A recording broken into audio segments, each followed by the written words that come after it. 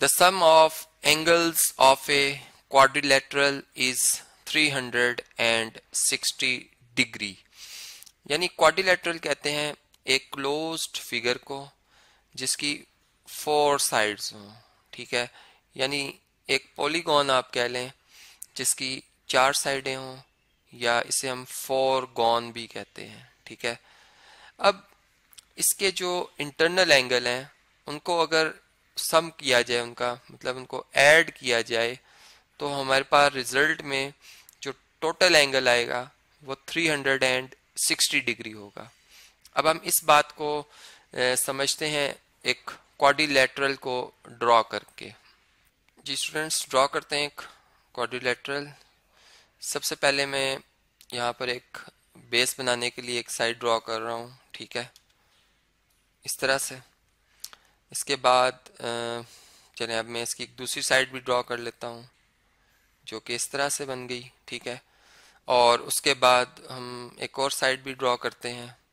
Colour में different use कर रहा हूँ हर साइड के लिए। ये लें जी, थर्ड साइड मैंने इस तरह से बना दी है। और अब लास्ट में जो इसकी फोर्थ साइड है क्लोज्ड, चूँकि इसको क्लोज्ड भी करना है, सॉरी यहाँ पर मैं साइड ड्रॉ करने जा रहा था, क्लोज्ड भी करना है तो मैं इस तरह से इसको ड्रॉ कर दूंगा, ठीक है। तो ये मेरे पास जो है एक क्वाड्रिलेटरल बन गया है, ठीक है जी।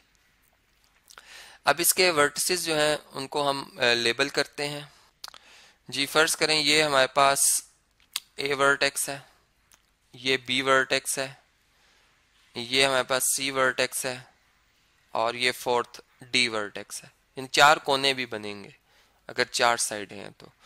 अब हर कोने पे एक एंगल बन रहा है, जैसे एंगल ए, यहाँ पे एंगल बी बन रहा है, ठीक है, ये एंगल सी बन रहा है, और ये एंगल डी बन रहा है।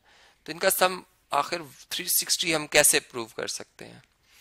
हम ये बात जानते हैं कि अगर एक ट्राइंगल कंसीडर की जाए, ठीक है, यानी एक थ्रीगॉन जिसे कहा जाता है, 3 साइडेड क्लोज्ड फिगर, तो उसके तीनों एंगल का सम जो होता है वो 180 डिग्री के इक्वल होता है। यानी एंगल 1, 2 और 3, इन तीनों को अगर हम प्लस कर लें तो इनका जवाब होता है जी 180 डिग्री, जो मैं ऑलरेडी प्रूव करके आ चुका हूँ। आप इससे पिछला लेक्चर देख सकते हैं, ठीक है।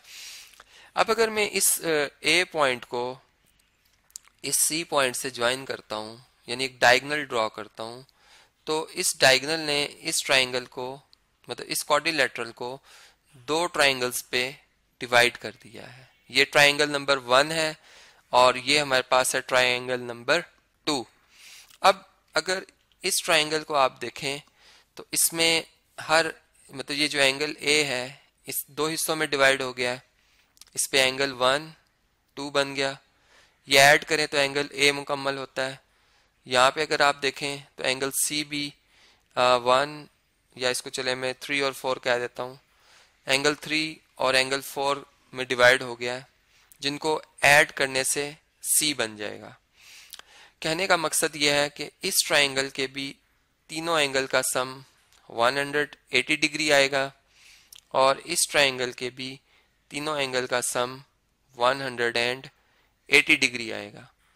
तो जब हम तमाम एंगल्स को, यानी एंगल ए, इंटरनल एंगल जो है क्वाड्रिलेटरल के, एंगल बी, एंगल सी और एंगल डी, इन्हें ऐड करेंगे तो हमारे पास एंगल ए जैसा 2 हिस्सों में डिवाइड हुआ, एंगल 1, एंगल सी भी 2 हिस्सों में डिवाइड हुआ, एंगल 3 और डी, ये जब हम लिखेंगे तो ये सम हमारे पास 180 आएगा, ठीक है।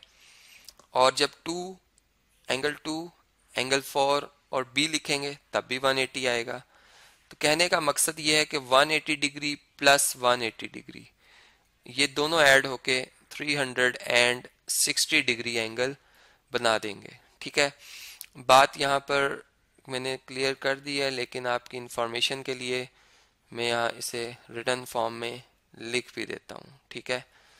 जबकि एंगल जो सी है इसकी जगह आप लिखेंगे major angle 3 plus major angle 4, और फिर इस प्रॉपर्टी को यूज़ करते हुए ये रिजल्ट आप ले आएंगे।